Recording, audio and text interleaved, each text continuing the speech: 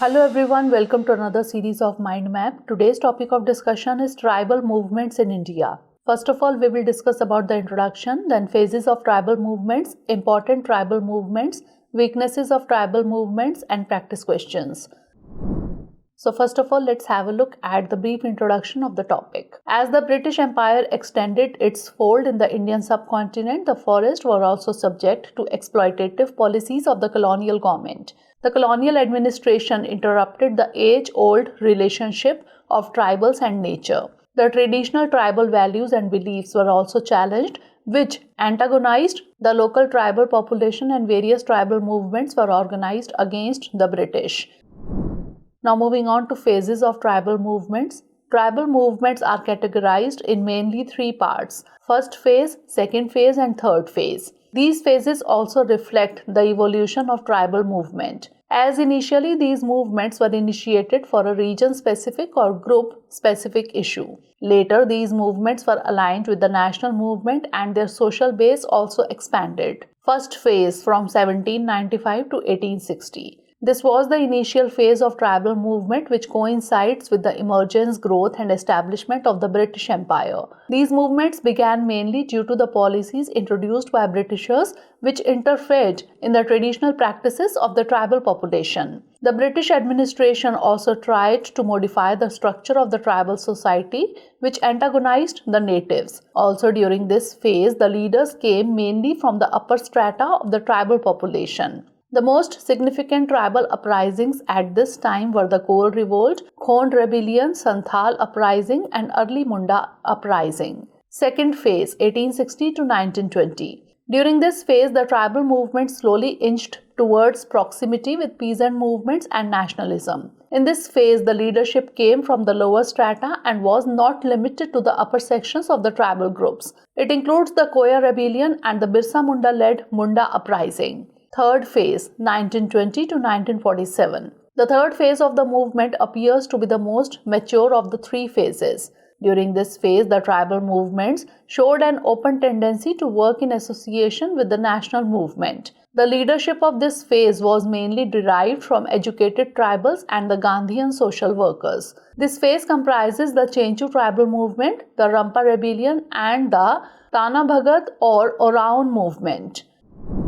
Now moving on to important tribal movements. First is Pahadiya Revolt. It was a revolt in the 1770s led by the tribals in the hilly region of Rajmahal jungles in the present-day Jharkhand. 𝐃𝐫𝐢𝐬𝐡𝐭𝐢 or Jabra Pahadiya was the first Adivasi leader to take up arms against the British. He organized the Adivasi armed group to fight against the resource-grabbing, exploitation and British tyranny. However, he was caught and hanged by the British. Santhal Revolt. Santhal Rebellion of 1855 to 1856 is believed to be one of the most serious challenges faced by the British. The rebellion was organized against the British landlords and moneylenders or traders, that is DICOs. The exploitative land revenue policies, exorbitant rates of interest, deprivation of property, abuse and violence were some of the main grievances of the tribals.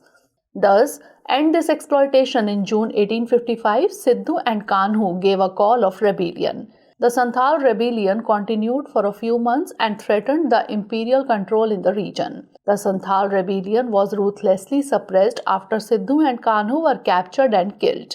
Khond Revolt. The Khond uprising took place in Odisha in 1846 and 1855. The main reasons behind the revolt were the land revenue policies of the British, the oppression by the landlords and the moneylenders, and the restrictions imposed on tribe.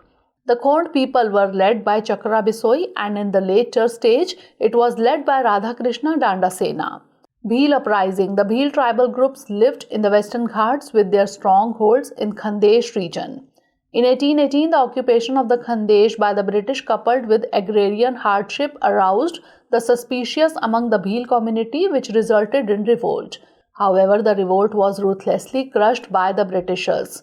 Koya Revolt. It occurred in 1879 to 1880 in the eastern Godavari tract of Andhra Pradesh and also affected some portions of Malkangiri districts in Odisha.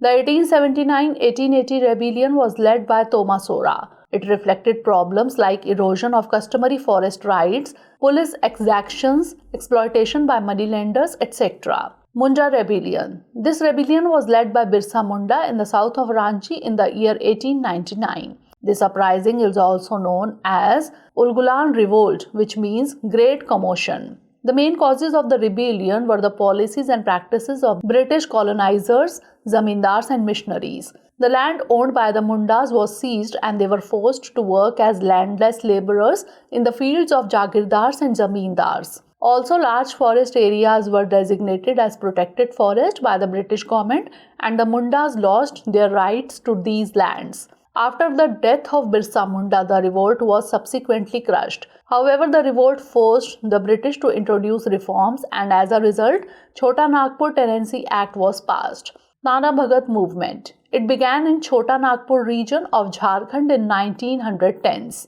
It was a tribal uprising of a section of the Tana Bhagats and Orauns under the leadership of Jatra Oraun. The Tana Bhagats opposed the taxes imposed on them by the British. They staged a satyagraha and opposed the zamindars, missionaries and the British administration. Rampa Revolt. Rampa Rebellion of 1879 was a full-scale rebellion against the British and the oppression of zamindars Vishakhapatnam region. However, the revolt was suppressed by the British. Later in 1922, the rebellion again started in the Godavari region. It was led by Alluri Sitaram Raju. He was captured and murdered in 1924 and the movement was suppressed. Khasi Revolt. The hilly areas between the Garo and Jayantia hills were occupied by the British when the Burmese War was ended. The colonial government planned to construct a road to connect the Brahmaputra Valley with the Sylhet and Khasi area. The tribals were forced to enlist as laborers for the construction work against which they revolted. The revolt was led by Tirut Singh, however the uprising was crushed by 1833. And Ahom Revolt. Under the leadership of Gomdhar Konwar, the Ahoms of Assam revolted in the aftermath of the Burma War in 1828. The rebellion took place in response to the British Empire annexing territory in 1828. But finally, a conciliatory policy was adopted to deal with Ahoms.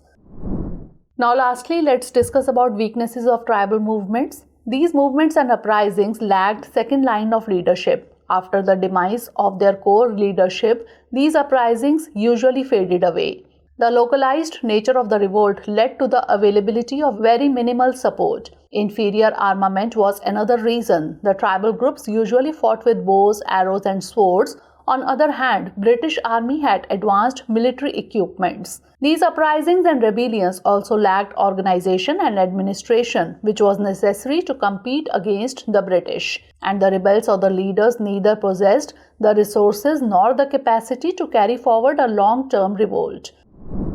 Now it's time for the practice questions. First of all, note down the prelims based question. Which of the following uprising or rebellion is known as Ulgulan, that is Great Commotion? Ramosi Uprising, Munda Uprising or Rebellion, Santhal Rebellion or Coal Uprising? And now mains question. Trace the major tribal movements which arose during the colonial period. Also write about the main weaknesses of these tribal uprisings. So that's all for today. Stay tuned for the next episode. Thanks for watching.